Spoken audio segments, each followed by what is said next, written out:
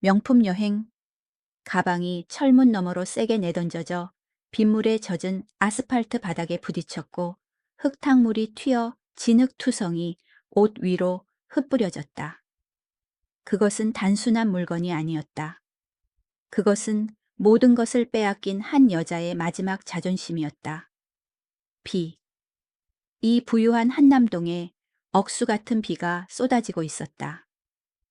아시다시피 돈이 모든 울음소리를 덮어버린다는 서울 상류층의 거주지라고 불리는 그 동네 말이다. 하지만 오늘 밤은 빗소리조차 저 화려한 저택에서 흘러나오는 날카로운 고함 소리를 덮지 못했다. 그 빗속에 멍하니 서 있는 사람은 한서연이었다. 솔직히 말해서 그때 그녀의 모습을 봤다면 아무도 그녀가 강씨 가문 재벌가의 순종적이고 참을성 많던 며느리였다는 사실을 알아보지 못했을 것이다. 헝클어진 머리카락은 창백한 얼굴에 달라붙었고 입술은 추위와 원통함으로 보라색으로 변해 있었다. 3년. 며느리로 아내로 그 집안의 영혼 없는 그림자로 살았던 3년의 세월, 그 대가로 얻은 것은 무엇인가 말 그대로 길바닥으로 내쫓기는 발길질 뿐이었다. 저 오만한 계단 위에서 시어머니인 심 여사가 손가락질을 하며 서 있었고 그녀의 얼굴은 분노로, 아니 더 정확히는 뼈속까지 스민 경멸로 일그러져 있었다. 감히 내년이 우리 집안의 대를 끊으려 해 3년이나 3년 동안 아이 하나 낳지 못했으면서 이제는 밖에서 딴짓을 하며 우리 집안 얼굴에 먹칠을 해. 그녀의 앙칼진 목소리는 빗줄기를 뚫고 듣는 이의 심장을 찔렀다. 정말 아팠다. 한번 생각해보라. 자신은 결백한데 배신자로 몰렸을 때 그 억울함이 얼마나 클지 하지만 서연을 가장 고통스럽게 한 것은 그 독살스러운 시어머니가 아니었다. 바로 그 여자 옆에 서 있는 남자였다. 강타어, 그녀의 남편. 그녀가 평생을 믿고 맡겼던 사람 집안의 풍파로부터 그녀를 지켜주겠다고 굳게 맹세했던 사람. 지금 그는 차갑고 무감각하게 마치 치워야 할 쓰레기 더미를 보듯 그녀를 바라보고 있었다. 서연은 입술을 꽉 깨물었고 피가 배어 나왔다. 비리산 피, 맛이 짭짤한 빗물과 섞여 입안으로 흘러들었다. 그녀는 소리치고 싶었고 결백을 증명하고 싶었고 그 불륜 사진들은 조작된 가짜라고 말하고 싶었다 하지만 태호의 눈빛을 보는 순간 그녀는 깨달았다. 그는 이미 다 알고 있었다. 심지어 그가 이 연극의 배우일 수도 있었다. 이 집안에서 그녀는 이미 죄인으로 낙인 찍혔기에 모든 말은 변명일 뿐이었다. 태호는 천천히 계단을 내려왔다.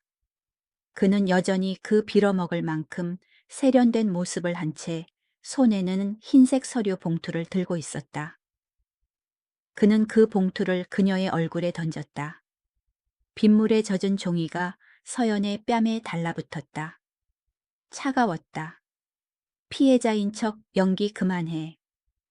그의 목소리는 낮게 깔렸고 너무나 잔인하게 들렸다. 변호사와 이미 정리 끝냈어. 이혼 서류에 사인해. 그리고 위자료는 한 푼도 받을 생각 하지 마. 봉투를 든 서연의 손이 덜덜 떨렸다. 추위 때문이 아니라 사람의 마음이 가진 잔혹함 때문이었다.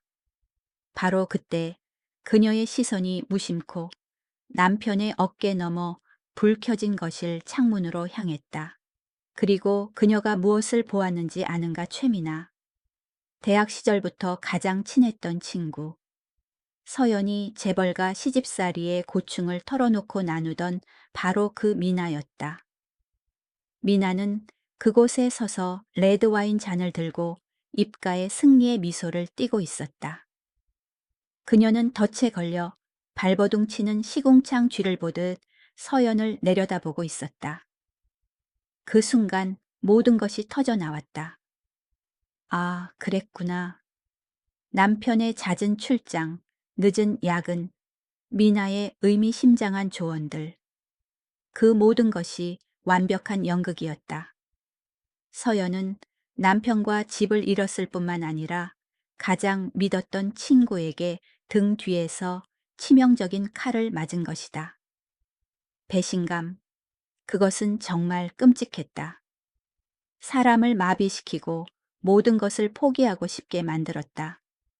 하지만 서연은 그 굴욕의 끝자락에서 마음속 깊은 곳에 분노의 불꽃이 타오르는 것을 느꼈다. 여기서 무너지면 그녀는 정말로 그들이 원하는 대로 비참한 패배자가 될 것이었다. 그녀는 고개를 들어 태호의 눈을 똑바로 쳐다보았다. 한때 사랑으로 가득 찼던 눈에는 이제 차가운 증오만이 남았다. 당신 정말 후회하지 않을 자신 있어. 그녀의 목소리는 떨렸지만 한마디 한마디가 분명했다. 나를 이렇게 내쫓고 당신들이 행복할 수 있을 것 같아. 태호는 비웃었다. 우월한 자의 비웃음이었다. 주제를 알아야지. 열매 맺지 못하는 독초 같은 여자와 3년이나 살아준 걸 고맙게 생각하라고. 불임. 그 두 글자는 이 결혼 생활을 끝장내는 마지막 칼날과 같았다. 정말 우스웠다. 태호는 항상 바쁘다는 핑계로 건강검진을 피했고 시어머니는 그녀에게 온갖 끔찍한 한약과 약초를 강제로 먹이며 모든 죄를 며느리 탓으로 돌렸다. 그녀는 이 집안의 체면 때문에 큰 병원에서 제대로 된 검사 한 번 받아보지 못했다. 서연은 웃음을 터뜨렸다. 쓴웃음이었다. 짐승과 대화해서 무슨 소용이 있겠는가. 그녀는 젖은 옷 주머니에서 펜을 꺼내 물에 번진 서류 위에 휘갈겨 서명했다.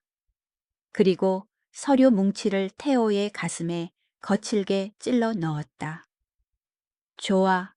이 더러운 집구석 내가 먼저 버리는 거야. 잘 먹고 잘 살아봐. 오늘 내 말 똑똑히 기억해. 그녀는 등을 돌려 걸어갔다. 바닥에 떨어진 명품 옷가지들은 줍지도 않았다. 그런 것들은 이제 그녀에게 강씨 집안의 냄새가 묻은 쓰레기일 뿐이었다. 무거운 철문이 그녀의 등 뒤에서 쾅 하고 닫혔다. 메마른 쾅 소리가 3년의 청춘을 완전히 끊어냈다. 서연은 차가운 아스팔트 길을 맨발로 걸었다. 비는 멈추지 않고 내렸고 마치 이곳에 남은 그녀의 모든 흔적을 씻어내려는 듯했다. 그녀는 정처 없이 걸었다. 어디로 가야 할지 몰랐다. 친정 부모님은 오래전에 돌아가셨고 친구들은 미나를 보라 이제 누구를 믿을 수 있겠는가. 서울의 밤거리는 넌사인이 반짝였지만 너무나 차가웠다. 고급 승용차들이 쌩안이 지나가며 그녀에게 흙탕물을 튀기는 것이 마치 조롱하는 것 같았다. 복통이 밀려왔다. 처음에는 은근하게 그러다 쥐어짜는 듯한 통증이 주기적으로 찾아왔다. 스트레스 때문일 거야. 그녀는 스스로에게 말했다. 하지만 통증은 점점 심해졌고 현기증이 동반되어 세상이 빙빙 돌았다. 서연은 비틀거리다 텅 빈 버스 정류장 벤치에 주저앉았다. 고독, 추위, 굴욕. 그녀는 무릎에 얼굴을 묻고 흐느껴 울었다. 울음소리가 빗소리에 섞여 구슬프게 들렸다. 온 세상이 등을 돌린 것 같은 기분을 느껴본 적이 있는가? 지금 서연의 기분이 딱 그랬다. 그녀는 모든 것을 놓고 싶었고 긴 잠에 빠져 다시는 깨어나고 싶지 않았다. 의식이 점차 흐릿해졌다. 어둠이 그녀를 집어삼키고 있었다. 하지만 운명이란 참 묘하다. 문 하나를 쾅 닫아버릴 때 때로는 우리가 전혀 예상치 못한 방식으로 다른 곳에서 한 줄기 빛을 비추기도 한다. 서연이 눈을 떴을 때 가장 먼저 코를 찌른 것은 독한 소독약 냄새였다. 천장은 곰팡이 얼룩으로 지저분했고 천장 선풍기는 삐걱거리는 소리를 냈다. 이곳은 강씨 집안에 있을 때 아플 때마다 입원했던 VIP 병실이 아니었다. 이곳은 낡은 병실이었고 아마도 교회의 어느 자선 병원인 듯했다. 정신이 드세요? 인상 좋은 중년의 간호사가 다가오며 걱정스러운 목소리로 물었다. 지나가던 분이 쓰러진 걸 보고 데려오셨어요. 조금만 늦었어도 큰일 날 뻔했어요. 서연은 억지로 몸을 일으켰지만 배가 다시 욱신거려 신음했다. 백발의 늙은 의사가 두꺼운 안경을 쓰고 들어왔다. 그는 진료 차트를 들고 매우 심각한 표정으로 그녀를 바라보았다. 몸 상태가 너무 안 좋습니다. 그는 혀를 차며 고개를 저었다. 영양실조, 심각한 탈수 정신적 공황 상태. 젊은 양반 몸을 죽을 때까지 혹사시킬 작정입니까? 저 퇴원할게요. 서연이 힘없는 목소리로 말했다. 병원에 입원해 있을 돈 따위는 없었다. 괜찮아요. 그냥 좀 피곤해서 그래요. 늙은 의사는 안경을 치켜 올리며 그녀의 눈을 똑바로 쳐다보고 엄하게 말했다. 안 됩니다. 지금은 절대 아무 데도 못 가요. 본인을 챙길 생각이 없다면 뱃속의 아이들이라도 생각해야죠. 서연은 멍해졌다. 잘못 들은 건가? 의사 선생님, 뭐라고 하셨어요? 아이라니요. 임신 6주입니다. 그것도 하나가 아니에요. 의사는 손가락 2개를 펴 보이며 한 글자씩 강조했다. 쌍둥이입니다. 쌍둥이라고요. 서연 주변의 세상이 멈춘 것 같았다. 임신, 내가 시댁 식구들에게 모욕당하고 억울하게 불임이라는 죄명으로 쫓겨난 여자가 지금 뱃속에 2생명을 품고 있다고 그녀의 눈에서 눈물이 왈칵 쏟아져 뺨을 타고 흘러내렸다. 기쁨의 눈물인지 슬픔의 눈물인지 알 수 없었다. 이 아이들의 아빠는 다름 아닌 강타오였다. 어젯밤 그녀의 얼굴에 이혼 서류를 던진 그자. 그녀의 절친을 집으로 끌어들인 그자. 극도의 두려움이 서연을 감쌌다. 만약 그들이 안다면, 만약 태어나 심 여사가 그녀가 쌍둥이를 임신했다는 사실을 안다면 무슨 일이 벌어질까 분명 그들은 아이들을 빼앗아 갈 것이다. 그들은 대를 이을 후계자가 필요하지 그녀가 필요한 게 아니니까. 그들은 아이들을 빼앗고 그녀를 다시 길거리로 내버리거나 더 잔인하게는 미나를 위해 이 아이들을 지우라고 강요할지도 몰랐다. 안 돼. 절대 안 돼. 모성애가 그 어느 때보다 강렬하게 솟구쳤다. 서연은 자신의 배를 꽉 끌어안았다. 손은 떨렸지만 결의에 차 있었다. 그녀는 눈물 젖은 눈으로 늙은 의사를 올려다보며 간절히 애원했다. 선생님, 부탁드려요. 제발 비밀로 해주세요. 아무도 제가 임신한 걸 알아서는 안 돼요. 절대로요. 저는 제 아이들을 지켜야 해요.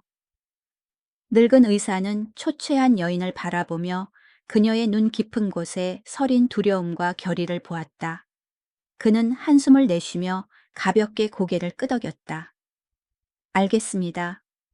이 진료 기록은 제가 비밀로 하죠. 하지만 약속해요. 정말 잘 살아야 합니다. 이 2아이를 위해서요. 그 순간 어제의 나약했던 한서연은 죽었다. 그녀는 눈물을 닦았다.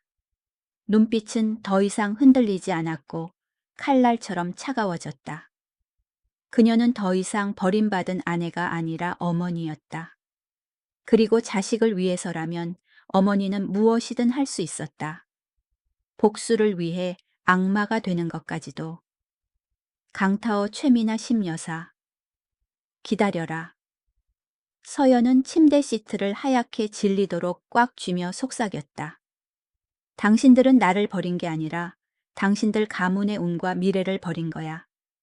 뼈저리게 후회하게 만들어줄게. 아주 처절하게.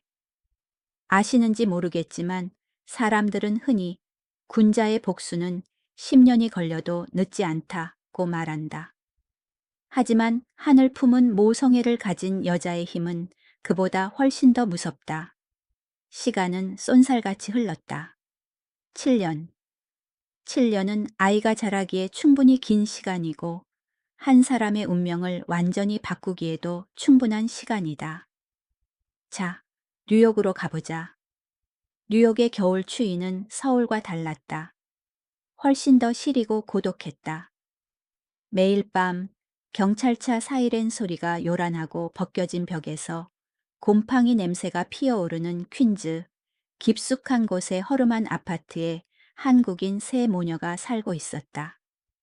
서연은 이제 비비안 한, 미비안 한이라는 이름으로 창가에 앉아 멀리 맨해튼의 마천루를 바라보고 있었다. 그녀의 얼굴에는 세월과 풍파의 흔적이 남았지만 눈빛만은 기이할 정도로 밝고 단호했다. 지난 7년은 생지옥이었다. 만삭의 몸으로 결혼 반지를 판 돈 몇 푼을 쥐고 미국 땅을 밟았을 때 서연은 온갖 고생을 다 겪었다. 낮에는 오피스 빌딩 청소를 하고 밤에는 차이나타운 식당에서 설거지를 했다. 어떤 날은 셋이서 낡은 빵 한 조각을 나눠 먹어야 했다. 하지만 하늘이 무너져도 솟아날 구멍은 있는 법이다. 특히 하늘이 그녀에게 2개의 보물을 주었으니 말이다. 우진과 수인. 이란성 쌍둥이 남매. 가난 속에서 자랐지만 두 아이는 무서울 정도로 천재적인 재능을 드러냈다. 첫째인 우진은 과묵하고 말수가 적은 아이였다. 4살 때부터 다른 아이들처럼 자동차나 로봇 장난감을 가지고 놀지 않았다. 녀석은 서연이 쓰레기장에서 주워온 고물 전자제품에 푹 빠져 있었다. 5살 때는 이웃이 버린 고장난 노트북을 직접 고쳤다. 그리고 그 노트북으로 우지는 서연이 봐도 도무지 알 수 없는 파랗고 빨간 코드들을 화면에 띄우기 시작했다. 녀석은 천재 해커였다. 그럼 수인은 여동생은 또 다른 극단이었다. 아이는 영리하고 날카로웠으며 숫자에 집착했다. 만화 영화 대신 낡은 TV로 금융 뉴스를 보는 것을 좋아했다. 수인은 엄마의 통장 잔고를 계산기보다 빨리 암산할 수 있었고 특히 돈에 대한 무시무시한 직감을 가지고 있었다. 한 번은 아이들이 6살 되던 해 서연이 억울하게 일자리를 잃었을 때였다. 집주인은 내일 당장 월세를 내지 않으면 셋을 거리로 내쫓겠다고 위협했다. 그날 밤 서연은 부엌에 앉아 절망에 빠져 울고 있었다. 수인이 걸어 나와 남매의 가장 소중한 재산인 플라스틱 돼지 저금통을 들고 왔다. 아이는 저금통을 창 하고 깨뜨리더니 꼬깃꼬깃한 1달러짜리 지폐 몇 장을 주어 엄마에게 건넸다. 엄마 울지 마. 아이의 목소리는 이상할 정도로 차분했다. 엄마, 마지막 비상금이랑 이거 합쳐서 바이오젠, 비오젠 이라는 제약회사 주식을 사. 내일 아침 당장. 서연은 놀라서 딸을 쳐다보았다. 수이나 무슨 소리니 그 돈은 집세에 낼 돈인데. 내 말 믿어. 수이는 식탁 윗방을 싸두었던 낡은 신문지를 가리켰다. 그곳에는 새로운 독감 바이러스에 대한 아주 작은 기사가 실려 있었다. 곧 전염병이 돌 거야. 이 회사가 백신 최종 임상 시험 중이야. 성공할 거야. 주식이 10배, 아니 20배는 오를 거야. 반신반의했지만 옛날 강터와 똑 닮았지만 훨씬 더 맑고 총명한 딸의 눈빛을 보며 서연은 도박을 걸었다. 인생을 건 도박이었다. 그리고 기적이 일어났다. 불과 일주일 후 바이오젠의 주가는 연일 상한가를 쳤다. 서연의 자산은 10배로 불어났다. 그녀는 집세를 냈을 뿐만 아니라 큰 자본금도 마련했다. 그날 이후 그들의 인생은 바뀌었다. 서연은 자신의 아이들이 평범한 아이들이 아니라는 것을 깨달았다. 그들은 그녀 인생의 잿더미 속에서 태어난 불사조들이었다. 서연은 투자회사 VIB 글로벌을 설립했다. 겉으로 보기에 그녀는 냉철하고 결단력 있는 CEO 비비안 한이었다. 하지만 실질적으로 대담한 투자 전략과 귀중한 비밀 정보들은 모두 7살짜리 두 아이의 작은 방에서 나왔다. 우진은 천재적인 보안 침투 능력으로 경쟁 기업들의 비밀 정보와 숨겨진 재무 제표를 수집했다. 수인은 날카로운 분석력으로 자금 흐름을 읽고 백발백중의 투자 결정을 내렸다. 불과 2년이라는 짧은 시간 안에 VIB 글로벌은 월가의 숨은 거물이 되어 중소기업들을 집어삼켰고 투자 업계가 경계하는 대상이 되었다. 하지만 서연은 자신의 진짜 목적을 잊지 않았다. 돈은 이제 도구일 뿐이었다. 그녀의 목표는 지구 반대편에 있었다. 서울. 어느 날 밤 서연은 아이들의 방으로 들어갔다. 우진이 컴퓨터 화면을 뚫어지게 쳐다보고 있었다. 화면에는 한국경제 잡지 표지 모델로 환하게 웃고 있는 양복 입은 남자의 사진이 있었다. 강타오. 친아버지를 바라보는 아이의 눈빛이 너무 차가워서 서연은 소름이 돋았다. 엄마, 우진은 뒤도 돌아보지 않고 차분하게 말했다. 태양그룹 보안 시스템. 생각보다 허술해요. 이미 백도어 뒷문을 만들어 놨어요. 엄마가 원하시면 언제든 5분 안에 그들의 금융 시스템을 마비시킬 수 있어요. 옆에서 수인이 펜을 돌리며 킬킬거렸다. 엄마 이번 분기 강타오 아저씨 회사 재무 제표에 문제가 있어요.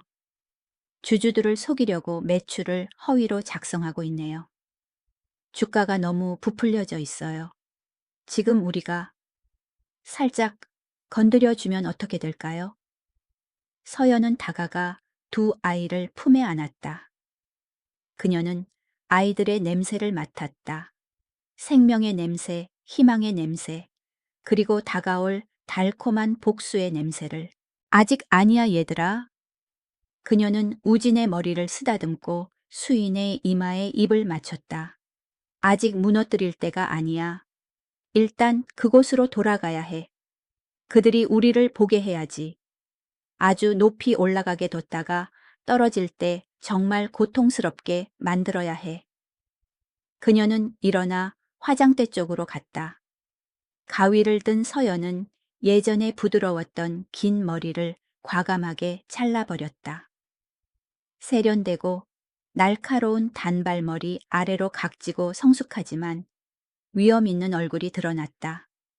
그녀는 입술에 피처럼 붉은 립스틱을 발랐다. 비비안 하는 거울 속에 자신을 바라보았다. 몇 년 전 빗속에서 울던 나약한 여자는 죽었다. 이제 환궁을 준비하는 여왕만이 남아있을 뿐.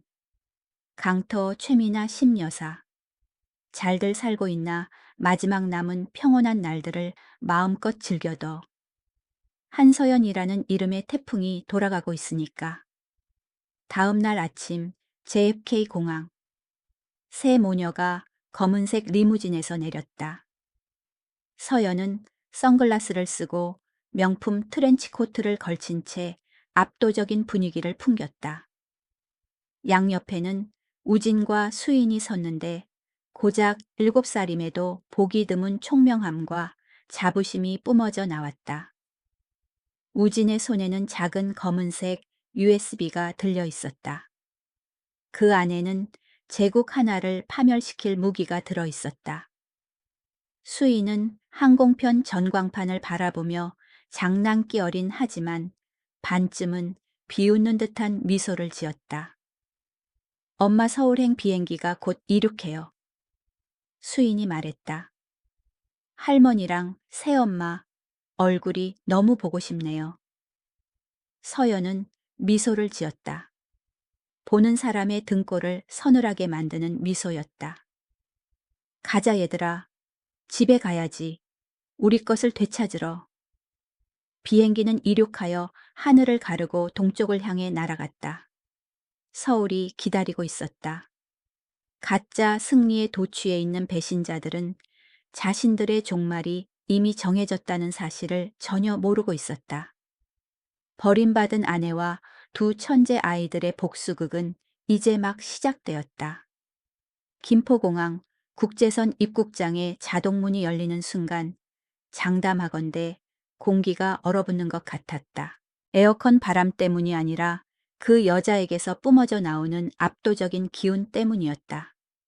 케이팝 스타를 기다리며 웅성거리던 기자들이 순식간에 조용해졌다. 카메라 셔터 소리가 잠시 멈칫하더니 콩 볶듯 터지기 시작했다. 걸어 나오는 사람은 다름 아닌 한서연이었다. 하지만 잠깐 그녀를 예전의 서연이라고 부르지 말자. 나약하고 굽실거리던 예전의 여자는 죽었다. 지금 우리 앞에 서 있는 사람은 VIB 글로벌의 CEO 비비안 한이다. 상상해보라. 얼굴의 절반을 가리는 커다란 검은 선글라스를 쓰고 어깨에 명품 트렌치 코트를 걸친 채 여유롭게 걸어오지만 발걸음 하나하나가 바닥에 못을 박는 듯하다. 그 분위기란 솔직히 말해서 돈으로 살 수 있는 게 아니다. 고통과 불굴의 의지로 단련된 것이다. 그리고 사람들 눈길을 끈 건 무엇보다 그녀 양옆의 두 꼬마 보디가드였다. 우진과 수인. 겨우 17살인데 어른들도 함부로 대할 수 없을 만큼 세련되고 성숙해 보였다. 왼쪽에 선 우진은 무표정한 얼굴로 태블릿 PC를 꼭 껴안고 손가락을 춤추듯 빠르게 움직이고 있었다. 오른쪽에 선 수인은 껌을 짝짝 씹으며 마치 사람들이 입은 옷의 가격을 매기듯 날카로운 눈빛으로 군중을 훑어보고 있었다. 군중은 마치 모세가 바다를 가르듯 저절로 양쪽으로 갈라지며 넓은 길을 터주었다. 바로 그 순간 공항 로비 중앙에 걸린 거대한 LED 전광판에서 뉴스 속보가 생중계되고 있었다. 얄궂게도 그 주인공은 강태호였다. 비정한 전 남편이자 현재 태양그룹 부회장 자리에 앉아있는 그자 말이다. 그는 인터뷰에서 가족의 가치와 사회적 책임에 대해 뻔지르르한 말을 늘어놓고 있었다. 수인이 고개를 들어 쳐다보더니 엄마의 옷자락을 살짝 잡아당기며 주변 사람들이 들을 수 있을 정도로 속삭였다. 엄마 저 사람이 그 나쁜 아저씨야. 얼굴에 탐욕이 덕지덕지 붙어 있네. 위선이 너무 심해서 씹던 껌을 토하고 싶을 정도야. 서연은 여튼 미소만 지을 뿐 대꾸하지 않았다. 하지만 우지는 달랐다. 아이는 한마디, 말도 없이 태블릿 화면에 엔터 키를 단호하게 눌렀다. 무슨 일이 일어났는지 아는가? 공항의 그 거대한 LED 화면이 갑자기 지지직거리며 노이즈를 일으켰다. 강터어의 번지르르한 모습이 사라지고 대신 일그러지고 기괴한 미소를 짓는 광대 얼굴이 나타났다. 기계음으로 변조된 굵고 소름 끼치는 목소리가 울려 퍼졌다. 위선자 강타오, 너의 추악한 과거가 곧 드러날 것이다. 두려워해라. 그리고 내 핏줄을 버린 대가를 치를 준비를 해라. 그러고는 펑 흐릿하지만 알아볼 수 있는 사진들이 연이어 나타났다. 7년 전 태호가 불법 도박장에서 도박에 빠져 있는 모습, 아내가 집에서 말라가는 동안 호텔에서 낯선 여자들을 끼고 있는 모습들. 공항 로비는 아수라장이 되었다. 비명과 수군거리는 소리가 시장통처럼 터져 나왔다. 기자들은 이 충격적인 장면을 담기 위해 화면을 향해 미친 듯이 셔터를 눌러댔다. 우지는 엄마에게 윙크를 보냈다. 좀처럼 보기 힘든 장난기 어린 윙크였다. 수인은 엄지손가락을 치켰으며 감탄했다. 오빠, 아직 실력 안 죽었네. 이번 거 좀 아프겠는데. 서연은 승자의 미소를 지었다. 그녀는 대기하고 있던 검은색 리무진을 향해 똑바로 걸어갔다. 문이 닫히고 홀라는 뒤에 남겨졌다. 그들의 목적지는 시그니엘 타워, 서울에서 가장 높고 비싼 건물이었다. 그리고 가장 재미있는 사실이 뭔지 아는가? 서연이 산 펜트하우스는 최상층에 있어서 유리창 너머로 한남동을, 강씨 일가의 호화로운 저택을 곧장 내려다볼 수 있다는 점이다. 높은 곳에서 아래를 내려다보며 서연이 중얼거렸다. 예전엔 당신들이 계단 위에서 나를 쓰레기 보듯 내려다봤지. 이제 고개를 들어 똑똑히 쳐다봐. 내가 당신들 머리 위에 있으니까. 한편 태양그룹 본사는 그야말로 초비상이었다. 강타오는 집무실 집기들을 때려 부수며 해킹을 막지 못한 IT 직원들에게 고래고래 소리를 질렀다.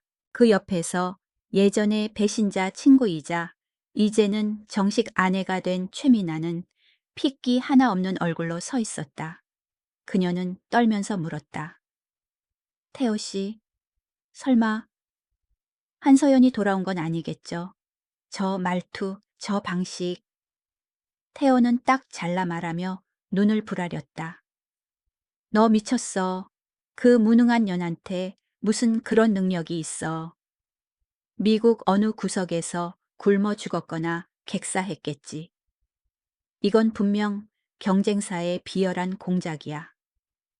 하지만 그는 자신의 경쟁자가 수백만 달러짜리 아파트에서 차를 마시고 있고 자신의 딸인 수인이 만화책 읽듯 그룹 재무제표를 넘겨보고 있다는 사실을 전혀 몰랐다. 엄마는 수인이 태블릿을 넘기며 혀를 찼다. 이 태양이라는 회사 겉만 번지르르 하지 속은 썩어 문드러졌네. 분식 회계의 빚더미에 비자금 횡령까지. 이 성은 손가락 하나만 툭 건드려도 무너지겠어. 서연은 따뜻한 차를 한 모금 마시며 차가운 눈빛을 했다. 그래 우리 딸. 엄마가 온 건 바로 그 손가락이 되기 위해서야. 저 썩은 성을 무너뜨리고 그들의 오만함을 잿더미 속에 파묻어 버릴 거야. 다음 날 아침 서울의 재계가 또 한 번 발칵 뒤집혔다. 오늘 비비안하니 YH그룹의 젊은 회장 윤재현과 중요한 미팅을 갖기 때문이다. 윤재현에 대해 잠시 이야기하자면 사람들은 그를 재계의 저승사자라고 부른다. 냉철하고 잔인하며 일의 사사로운 감정을 절대 개입시키지 않는다. 그는 누구나 갈망하는 파트너이자 서연이 태양을 빠르게 집어삼키도록 도울 수 있는 유일한 인물이었다. 하지만 인생에는 항상 변수가 있는 법. 서울의 명물인 교통체증 때문에 서연은 늦고 말았다. YH그룹 대기실 쌍둥이가 먼저 도착해 있었다. 아이들은 가죽 소파에 걸터 앉아 숫자가 쉴 새 없이 바뀌는 증권 전광판을 뚫어지게 보고 있었다. 그때 엘리베이터 문이 열리고 윤재현이 수행원들을 대거 거느리고 나왔다. 그는 걸으면서 차가운 목소리로 전화에 대고 지시했다. 그 제약회사 당장 인수해. 상한가라도 사들여. 1시간 내로 계약 체결해. 수행원들이 고개를 끄덕이며 명령을 수행하려 했다. 갑자기 앳되지만 위험 있는 목소리가 울려 퍼져 권력 있는 회장의 발걸음을 멈추게 했다. 아저씨, 사인하지 마세요. 그 계약서에 사인하면 돈을 창밖으로 버리는 거예요. 재현이 멈칫했다. 고개를 숙여보니 7살짜리 여자아이가 허리춤에 손을 얹고 앞을 가로막고 있었다. 표정은 더할 나위 없이 진지했다. 수인이었다. 뭐라고? 재현은 흥미롭다는 듯 눈썹을 치켜 올렸다. 그 제약회사는 껍데기뿐인 사기라고요. 수인이 또박또박 말했다. 오빠가 분석한 데이터에 따르면 대주주들이 뒤로 주식을 팔아치우고 있어요. 임상시험 보고서는 가짜예요. 우진이 소파에 앉아 조용히 태블릿을 들어 보였다. 화면에는 빨간 숫자들과 방금 그 제약회사 서버에서 해킹한 검은 거래의 증거들이 떠 있었다. 재현은 태블릿을 받아 몇 줄 훑어보았다. 그의 얼굴색이 완전히 변했다. 거만함은 사라지고 극도의 놀라움이 자리 잡았다. 그는 즉시 비서에게 고개를 돌렸다. 인수건 당장 취소해. 서류 처음부터 다시 조사해. 그리고 그는 다시 두 아이의 눈높이에 맞춰 쭈그리고 앉았다. 호기심과 감탄이 어린 눈빛이었다. 너희는 누구 집 아이들인데 이렇게 똑똑하니 누가 이런 걸 가르쳐 줬어. 수인이 턱을 치켜들며 자랑스럽게 말했다. 우리 엄마는 슈퍼우먼이에요. 아빠는 죽은 걸로 쳐요 없는 사람이에요. 바로 그때 대리석 바닥에 하이힐 소리가 급하게 울렸다. 서연이 뛰어들어오며 숨을 몰아쉬었다. 죄송합니다, 윤 회장님. 제가 늦은 이유는? 그녀는 재현이 아이들과 이야기하고 있는 것을 보고 멈칫했다. 그리고 재현이 고개를 드는 순간 두 사람의 시선이 마주쳤다. 솔직히 말해서 단 1초만으로도 인생 전체를 바꾸기에 충분한 눈빛 교환이 있다. 재현은 눈앞에 있는 여인의 성숙한 아름다움과 당당함에 멍해졌다. 서연 역시 이 남자의 눈에서 계산이 아닌 보기 드문 진심을 보았다. 당신이 CEO 비비안 한입니까? 재현이 일어나 미소 지었다. 직원들은 한 번도 본 적 없는 진심 어린 미소였다. 사과할 필요 없습니다. 늦으신 덕분에 이 유능한 수석 고문 두 분을 만났으니까요. 이 아이들이 제가 큰 손해를 볼 뻔한 걸 막아줬습니다. 이어진 회의는 기대 이상으로 성공적이었다. 재현은 협력에 동의했을 뿐만 아니라 태양의 세력으로부터 서연과 새 모녀를 절대적으로 보호하겠다고 약속했다. 그는 이 신비로운 여인과 그녀의 천재적인 아이들에게 강렬하게 끌렸다. 보호하고 감싸주고 싶은 감정이 저승사자의 마음에 싹트기 시작했다. 그리고 마침내 운명의 밤이 왔다. 태양그룹 창립 30주년 기념 파티가 그랜드 서울 호텔에서 호화롭게 열렸다. 크리스털 샹들리에가 반짝이고 샴페인이 강물처럼 흘렀다. 강씨 일가, 즉 강타오 최미나, 그리고 독한 시어머니 심 여사가 파티장 중앙에 서서 건배 제의를 하며 가식적인 웃음을 흘리고 있었다. 그들은 권력의 환상에 취해 있었다. 갑자기 연 회장 문이 활짝 열렸다. 스포트라이트가 그곳을 비췄다. 한서연이 등장했다. 오 세상에. 오늘 밤 그녀는 복수의 여신처럼 눈부시게 아름다웠다. 와인빛 이브닝 드레스가 매혹적인 몸매를 감싸고 백자 같은 피부를 돋보이게 했다. 그리고 그녀의 팔짱을 끼고 에스코트하며 들어오는 남자는 다름 아닌 윤재현이었다. 좌중이 숨을 죽였다. 유리잔 부딪히는 소리가 쨍하고 울렸다. 태호와 미나는 마른 하늘에 날벼락을 맞은 듯했다. 미나의 손에서 와인잔이 떨어져 산산조각 났다. 심 여사는 입을 딱 벌리고 자신의 눈을 믿지 못했다. 촌스럽고 초라했던 옛 며느리가 지금 재계에서 가장 힘 있는 남자 옆에 서서 그 누구보다 환하게 빛나고 있었다. 성질 고약한 심 여사는 버릇을 못 고치고 난동을 부리려 달려들었다. 아이도 못 낳는 년 천한년, 누가 여기 들어오라고 했어. 경비 어디 있어. 인연 당장 끌어내. 하지만 그녀가 서연의 드레스 자락에 손을 대기도 전에 윤재현이 한 발짝 앞으로 나와 막아섰다. 그의 눈빛은 얼음처럼 차가웠고 목소리는 낮지만 위협적이었다. 이 여자에게 손끝 하나라도 대보시죠. 이분은 제 가장 중요한 전략적 파트너이자 VIB 글로벌의 CEO입니다. 이분을 건드리는 건 YH그룹에 직접 전쟁을 선포하는 겁니다. 장내가 찬물을 끼얹은 듯 조용해졌다. 심 여사는 말문이 막혀 두려움에 뒷걸음질 쳤다. 서연은 부드럽게 미소 지었다. 사람의 등골을 오싹하게 만드는 미소였다. 그녀는 보이지 않는 구석에 노트북을 들고 앉아있는 우진에게 살짝 고개를 끄덕여 신호를 보냈다. 무대 위 그룹의 역사를 찬양하는 영상이 나오던 대형 스크린의 화면이 갑자기 바뀌었다. 더 이상 성장 그래프가 아니었다.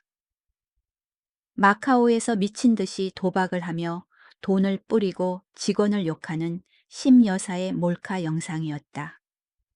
이어서 성형 전의 최미나가 술집 접대부로 일하며 태호를 낚기 위해 모의하는 녹음 파일과 사진들이 나왔다. 세상에 저것 좀 봐. 말도 안 돼. 손님들이 소리를 지르며 손가락질했다. 기자들은 금광이라도 발견한 듯 미친 듯이 사진을 찍어댔다. 강 씨 일가의 얼굴은 사색이 되었다. 자신들의 안방에서 치욕적인 망신을 당한 것이다. 서연은 여유롭게 단상으로 올라가 마이크를 잡았다. 그녀는 떨고 있는 태호를 내려다보며 그의 눈을 똑바로 응시했다. 오늘 저는 파티를 즐기러 온 게 아닙니다. VIB 글로벌이 태양그룹 인수 합병 절차를 시작한다는 것을 알리러 왔습니다. 당신들의 이 썩어빠진 회사를 제가 사드리겠습니다. 그녀는 잠시 멈췄다가 단호한 목소리로 말을 이었다. 7년 전에 유약했던 여자는 죽었습니다. 지금 당신들 앞에 서 있는 건 채권자일 뿐입니다. 빚 갚을 준비하세요. 원금에 이자까지 쳐서. 화려했던 파티는 강씨 일가에게 생지옥으로 변했다. 서연과 재현은 승자의 모습으로 떠났고 뒤에는 아수라 장과 무너짐을 앞둔 현실만이 남겨졌다. 그 충격적인 파티 이후 강태호는 상처 입은 짐승 같았다. 그는 방에 틀어박혀 미친 듯이 술을 마셨다. 그는 로비 CCTV에 찍힌 서연과 두 아이의 영상을 돌려보고 또 돌려보았다. 보면 볼수록 등골이 서늘해졌다. 저 두 아이, 저 얼굴, 저 눈빛. 어쩜 어릴 적 자신과 저렇게 똑같을까. 특히 남자아이의 저 무뚝뚝한 표정, 오똑한 코는 어디 가서 숨길 수도 없었다. 그는 미친 듯이 웃으며 술병을 벽에 던져 박살냈다. 내 새끼야. 분명 내 자식이야. 그 망할 년이 거짓말을 했어. 불임이 아니었어. 하지만 그가 무슨 생각을 했는지 아는가? 후회나 부성화의 따위가 아니었다. 지금 그의 머릿속에는 오직 잔인한 계산뿐이었다. 내 자식이라면 법적으로 양육권이 있어. 그리고 내가 양육권을 가지면 그 망할 비비안 한의 막대한 재산은 후견인 자격으로 내 차지가 되는 거야. 인간의 탐욕. 그것은 이성을 마비시킬 정도로 무서운 것이다. 테오는 신복들을 시켜 몰래 새 모녀를 미행해 아이들의 머리카락 샘플을 얻어오게 했다. 하지만 그는 한 가지 사실을 잊고 있었다. 그의 아이들이 천재라는 것을. 펜트하우스에서 우진과 수인은 우진이 가로등 CCTV에서 해킹한 영상을 통해 모든 것을 지켜보고 있었다. 오빠, 어떤 놈들이 우리 미행해. 수인이 아이스크림을 먹으며 말했다. 우진은 표정 변화 없이 고개를 끄덕였다. 그 사람 부하들이야. DNA 검사를 하려는 거야. 그럼 어떻게 숨어버? 아니, 우진이 입꼬리를 올렸다. 원하는 걸 줘. 아주 높이 기어 올라가게 뒀다가 떨어질 때 아프게 해주자고.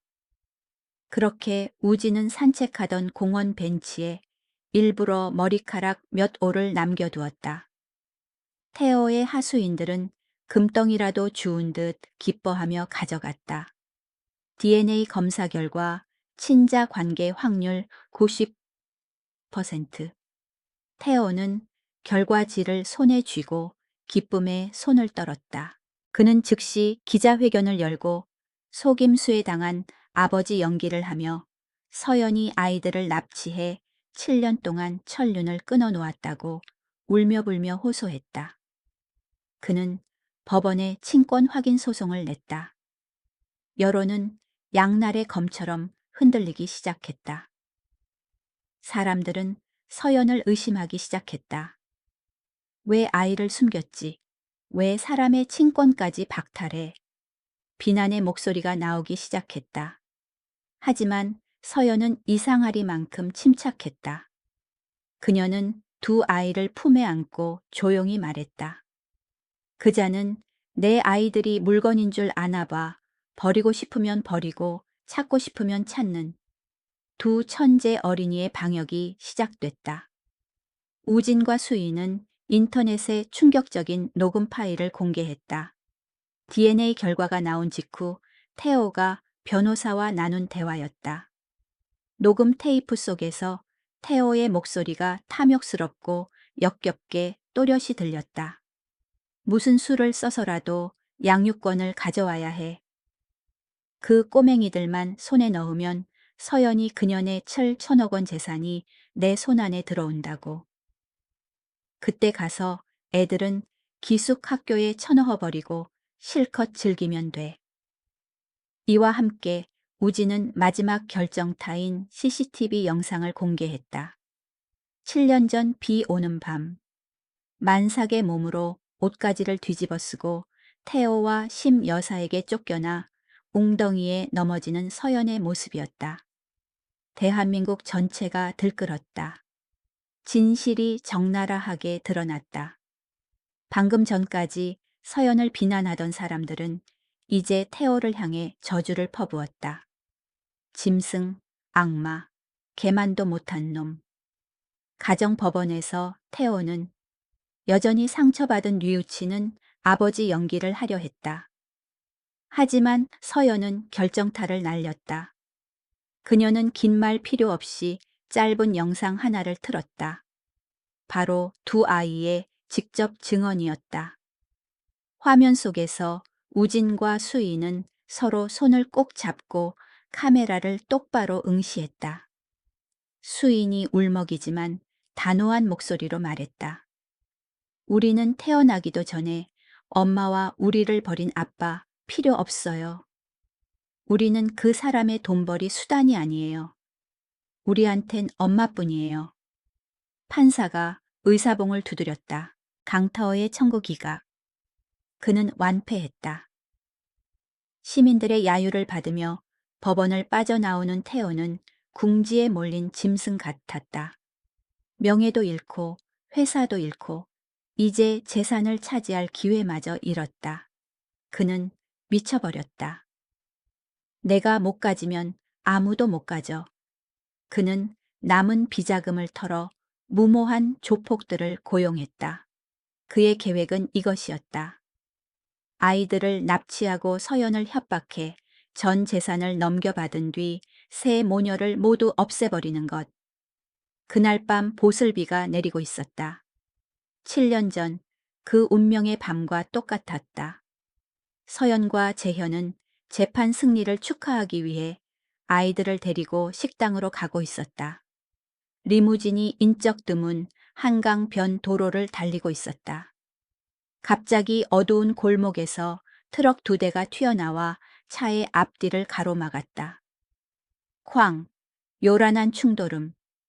트럭에서 험상궂은 폭력배들이 야구 방망이와 칼을 들고 뛰어내렸다.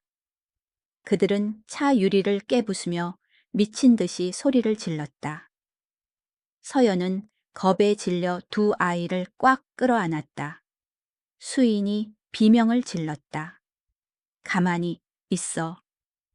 윤재현이 소리쳤다.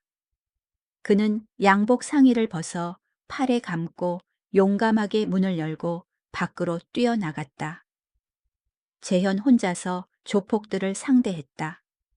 그는 싸움을 꽤 잘했지만 호랑이 한 마리가 늑대떼를 당할 수는 없는 법. 그는 다치기 시작했다. 이마에서 피가 흘러 흰 셔츠를 적셨다. 바로 그때 강타오가 어둠 속에서 나타났다. 그는 시퍼런 칼을 들고 눈이 벌개져서 새 모녀가 있는 차문을 향해 달려들었다. 문 열어 돈 내놔 다 죽여버릴 거야. 그는 악귀처럼 고함쳤다. 서연은 필사적으로 문 잠금 장치를 잡고 있었다. 밖에서 재현은 2명의 조폭에게 붙잡혀 그녀를 구하러 올 수 없었다. 일촉즉발의 상황. 하지만 태호는 우진을 잊고 있었다. 모두가 공포에 질려 있는 동안 우진은 놀라울 정도로 침착했다. 아이는 리무진의 선루프를 열고 아주 작은 드론을 띄워 올렸다. 그 드론은 단순히 촬영만 하는 게 아니었다. 태양그룹 회장, 강타오 살인 현장 이라는 제목으로 유튜브, 페이스북, 인스타그램 등 모든 주요 SNS 플랫폼에 이 끔찍한 장면을 생중계하고 있었다. 수백만 명이 실시간으로 지켜보고 있었다. 경찰이 오고 있어. 사이렌 소리가 들려. 세상에 칼을 들었어. 멀리서 경찰 사이렌 소리가 요란하게 울려 퍼졌다. 조폭들이 동요하기 시작했다. 강타오는 피에 굶주린 채 여전히 차 유리를 깨고 손을 집어넣어 수인을 끌어내려 했다. 내 아이한테서 그 더러운 손 치워. 서연이 소리 지르며 차 안에 있던 휴대용 소화기를 집어들어 그의 얼굴에 대고 쏘았다. 태호가 눈을 못 뜨고 비틀거리며 뒤로 물러났다. 그때 재현이 몸을 뿌리치고 달려와 태호의 가슴에 번개 같은 발차기를 날렸다. 태호는 멀리 날아가 바닥에 처박혔다. 경찰이 폭풍처럼 들이닥쳤다. 차가운 수갑이 태호와 일당들의 손목을 채웠다. 경찰차의 서치라이트가 현장을 비추자 서연이 차에서 내렸다. 머리는 헝클어졌지만 눈빛은 불타오르고 있었다. 그녀는 바닥에 제압당해 있는 태호 앞으로 걸어갔다. 짝! 눈에서 불이 번쩍할 정도로 강력한 따귀가 그의 뺨을 때렸다. 7년의 한이 담긴 따귀였다. 이 따귀는 감히 내 아이들을 겁먹게 한 대가야. 그녀는 차갑게 말했다. 감옥에서 참회해. 재현은 온몸이 상처투성이었지만 절뚝거리며 다가와 서연과 두 아이를 감싸 안았다. 수인과 우진은 의왕하고 울음을 터뜨리며 재현 아저씨에게 안겼다. 생사의 갈림길에서 그들은 깨달았다. 그들은 단순한 파트너가 아니었다. 그들은 진짜 가족이 되었다. 탐욕스러운 핏줄이 아닌 희생과 서로를 지키려는 마음으로 맺어진 가족. 밤비가 그쳤다. 강태호는 끌려갔고 죄악으로 점철된 인생은 끝이 났다. 서연은 눈물을 흘리며 재현과 아이들을 바라보고 미소 지었다. 악몽은 끝났다. 여명이 밝아오고 있었다. 인생사. 인과응보는 늦게 올지언정 절대 누구도 빠뜨리지 않는 법. 그렇지 않은가? 인과응보를 믿는가? 솔직히 말해서 전에는 하늘이 잠시 졸아서 악인들을 그냥 내버려 두는 게 아닐까 생각했었다. 하지만 납치 사건 다음 날 아침 서울 증권시장의 전광판을 보고 나는 소름이 돋았다. 새빨간 숫자들 바닥으로 곤두박질 치는 화살표들. 강터가 사기로 쌓아 올렸다고 자랑하던 제국 태양그룹의 주식은 이제 휴지 조각이나 다름없었다. 사람들은 주식을 투매했다. 파트너들은 계약을 파기했다. 은행은 빚 독촉을 시작했다. 쓰나미를 만난 모래성처럼 누구도 손쓸 새 없이 빠르게 무너져 내렸다. 강터는 현장에서 납치 및 상해치상 혐의로 체포되었다. 허울뿐인 아내이자 배신자 친구인 최미나 역시 공범 및 금융사기 혐의로 수갑을 찼다. 그 장면을 아는가? 그녀는 화장이 번진 채 엉엉 울며 모든 것을 남편 탓으로 돌렸다. 참으로 비참한 꼴이었다.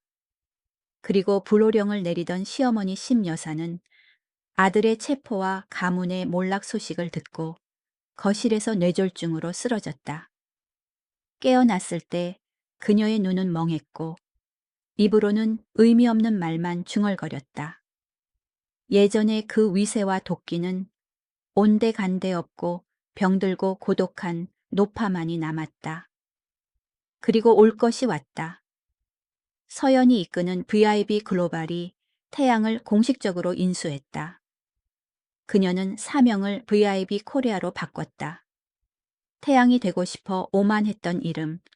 태양은 이제 꺼져버리고 그들에게 짓밟혔던 여인의 새로운 시대가 열렸다. 하지만 말이다. 소인배의 속은 알 수가 없는 법이다. 차가운 감옥 독방에 갇혀서도 강태호는 증오를 버리지 못했다. 그는 해외에 숨겨둔 마지막 검은 돈을 써서 몰래 전문 방화범을 고용했다. 목표가 무엇인지 아는가? 바로 한남동의 그 옛 저택이었다. 맞다 서연이 쫓겨났던 그 집 지금은 그녀가 다시 사들여 새로운 보금자리로 꾸민 곳이다. 그는 모든 것을 불태우고 싶어 했다. 내가 못 살면 너도 못 살아. 그날 밤 바람이 거세게 불었다. 방화범이 휘발유통을 들고 마당으로 숨어들었다.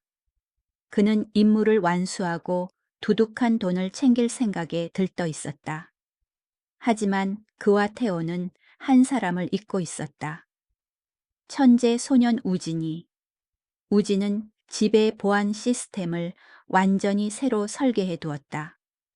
단순히 카메라나 경보기 수준이 아니었다. 열 감지 센서가 방화범의 라이터에서 나오는 작은 불꽃을 감지하자마자 정원 전체가 대낮처럼 환하게 밝아졌다. 고출력 서치라이트가 켜져 범인의 얼굴을 정통으로 비추자 그는 눈이 부셔 휘발유통을 떨어뜨렸다. 그리고 푸슉 푸슉 푸슉 땅바닥과 나무 위에서 수십 개의 자동 소화 노즐이 일제히 물을 뿜어냈다. 그냥 물이 아니었다. 차가운 물에 특수 접착 성분이 섞여 있어 범인은 미끄러져 엉덩방아를 찧었고 꼼짝없이 일어날 수 없었다. 경찰이 도착했을 때 그들은 마당 한가운데서 덜덜 떨고 있는 물에 빠진 생쥐를 줍기만 하면 됐다. 그의 자백으로 강태호는 다시 한번 세상에 끌려 나왔다. 이번에는 살인교사, 방화 뇌물수수 등 죄목이 줄줄이 추가되었다. 법원의 판결 무기징역, 가석방 기회 없음. 태호는 법정에서 끌려나가며 절망에 찬 비명을 질렀다. 하지만 그에게 내려진 가장 끔찍한 형벌은 수의를 입고 콩밥을 먹는 게 아니었다. 좁은 감방벽에는 작은 TV가 걸려 있었다. 매일 그는 뉴스를 강제로 봐야 했다. 그리고 그곳에서 그는 자신이 경멸했던 여자 한서연이 눈부시게 빛나는 모습을 보았다. 포브스 잡지 표지에 나온 그녀 세계 경제 포럼에서 연설하는 그녀를 보았다.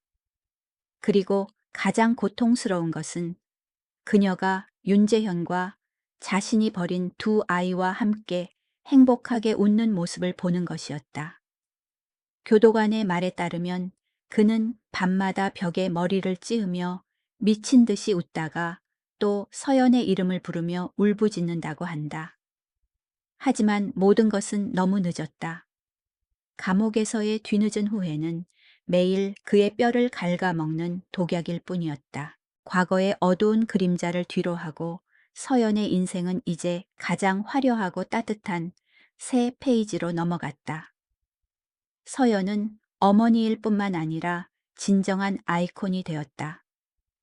그녀는 VIB 코리아를 개혁하여 투명하고 직원 복지를 중시하며 자선 활동을 하는 기업으로 탈바꿈시켰다. 예전의 태양그룹은 절대 하지 않았던 일들이었다. 그리고 윤재현과의 로맨스. 이 이야기를 하려니 내 가슴이 다 설렌다. 냉철했던 저승사자는 이제 서연과 아이들 앞에서는 바보 아저씨가 되었다. 어느 낭만적인 가을 저녁 재현은 남산 타워의 고급 레스토랑을 통째로 빌렸다. 서울의 야경이 한눈에 들어오는 곳이었다. 그는 무릎을 꿇고 떨리는 손으로 다이아몬드 반지를 꺼내 얼어붙었던 자신의 심장을 녹여준 여인에게 청혼했다. 서연이 눈물을 글썽이며 고개를 끄덕이려는데 잠깐만요. 장난기 어린 목소리가 들렸다. 수인이었다. 아이는 우진과 함께 커튼 뒤에서 나왔는데 손에는 글씨가 빼곡한 A4 용지를 들고 있었다. 재현 아저씨가 우리 아빠가 되려면 먼저 여기에 사인해야 해요. 수인이 턱을 치켜들며 종이를 내밀었다. 그것은 두 천재가 작성한 결혼 계약서였다. 내용은 세상에 읽다가 웃음이 터져 눈물이 날 지경이었다. 제1조 절대 엄마를 울리지 않는다 복권 당첨돼서 기뻐서 우는 건 저애. 제2조 주말에는 무조건 가족 캠핑이나 놀이공원에 간다. 제3조 우진이한테 초보라고 놀림받지 않게 게임을 배운다. 제4조 수인이 용돈은 매년 물가 상승률에 맞춰 인상한다. 재현은 빵 터졌다. 인생에서 가장 호탕한 웃음이었다. 그는 펜을 들어 맨 아래에 멋지게 서명했다. 아저씨가 엄격하게 지킬 것을 맹세한다.